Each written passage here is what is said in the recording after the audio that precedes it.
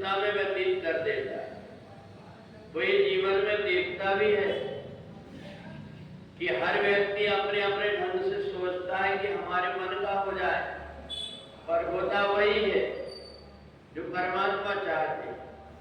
तो इसलिए सब कुछ देखने के बाद में भी जो कई प्रकार की चिंताओं से घिरा हुआ होता है, अपने आप को ये सोचता है कि संसार में मैं ही करता धरता हूँ, ऐसा मान करके जो परेशान होता है उस व्यक्ति को आसुरी स्वभाव वाले कार्य है।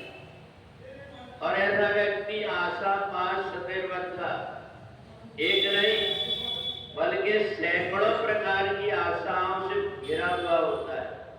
उसको ये लगता है आज मैंने ये कर लिया, कल मैं और ये कर लूंगा तो मेरे पास भी कितना हो जाएगा।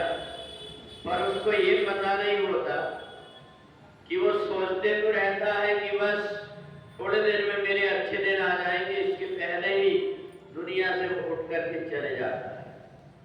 तो इसलिए समझदारी उसी में है कि जीवन में जो कुछ भी हो रहा है उसको साक्षी मात्र बन करके देख करके, और जो अपने जीवन की डोर को परमात्मा को सौंप देता है उस व्यक्ति को फिर संसार की चिंता नहीं करना पड़ता, परमात्मा उसकी चिंता करने लगता है। और जो व्यक्ति चिंता से घिरा हुआ होता है उसको केवल चिंता ही हाथ लगती, कई प्रकार की परेशानी में उलझन में पड़ जाता है। और इसलिए 16वें अध्याय में भगवान ने देवताओं के और असुरों के अलग अलग गुणों का वर्णन किया कि जो व्यक्ति ये सोच लेता है कि जब मैं जन्म लेकर के आया था तो जन्म के पहले भी परमात्मा को मेरी चिंता थी कि मैं पेट में कैसे जीवित रहूंगा, और जन्म लेने के बाद में भी परमात्मा को चिंता है कि मैं छोटा सा हूं, मेरे मुंह में दांत नहीं, मेरा पेट कैसे भरेगा।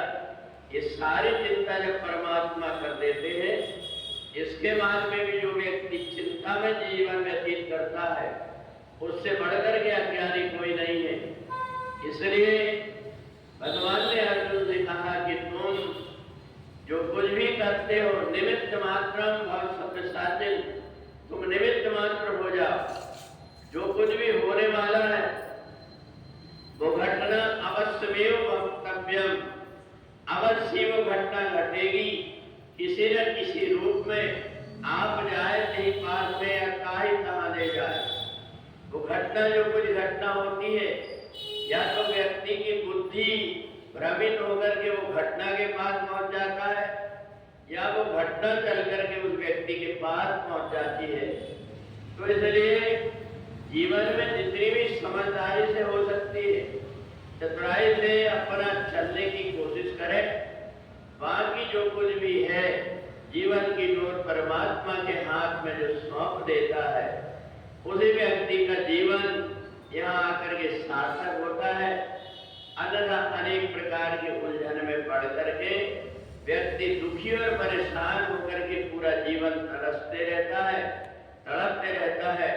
इसलिए समझदारी इसी में है कि हम अपना जीवन की डोर को परमात्मा को सौंप दें और परमात्मा का चिंतन करते रहे। इतना यदि हमने कर लिया तो हमारा ये मनुष्य जीवन सार्थक हो जाए।